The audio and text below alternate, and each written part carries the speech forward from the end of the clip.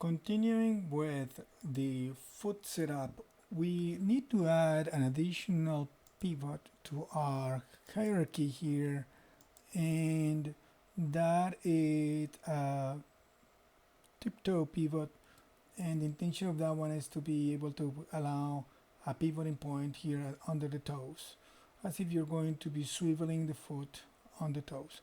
So for that, we're going to simply just group this left toe pivot.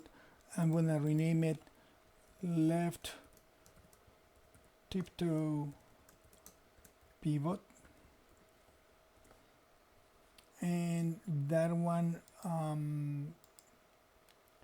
if you select it, of course, it's also in the center of the world, so we're gonna have to just change the pivot of that. I'm gonna just put it right under where you think the toes would pivot if the character was, let's say, killing a bug or putting out a cigarette or something. And we just go with that, and then we just go to the front view here, and I'm going to change the pivot to make sure that it's aligned with all of the other parts of the foot. There we go. So that way, if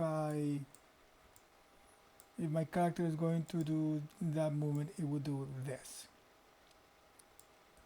Okay, so I have all of those in the hierarchy right there, and now I'm going to create a foot control.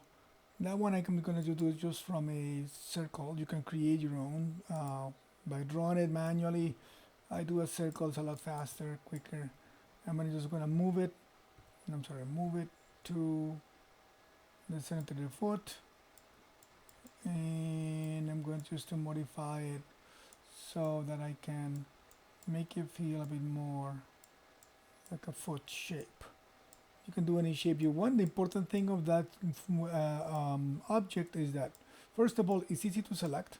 Second, you don't want it to be colliding with other objects or passing the midpoint of your grid, of your center of the world, because you don't want it to be intercepting other controllers or the controller for the opposite foot, which you're going to do by just simply replicating this process. Okay, so here is my foot control. I'm going to just rename it. I'm going to call it left underscore foot control, and that object I'm going to delete history, and I'm going to change the pivot point, and the pivot point for that one, press D one more time and V to snap it to the joint of the ankle. Let me make sure I hide the geometry, make sure it's snapping there to the ankle. Hiding the geometry, do it with Alt 2. So I have it here, right now is pivoting right where the ankle is, and I'm going to simply just freeze transformations so that all of these values go back to 0. Modify freeze transformations. There we go. Pivot stays in the same place. I'm going to just group it to itself. So that one is going to be called left foot control group. Left underscore foot control GRP for group. And that one I'm going to just pivot it to the same location where the foot is pivoting. Not that it's crucial, but at least you want to be consistent. Right, I got that. And I'm going to do an increment and save quickly here.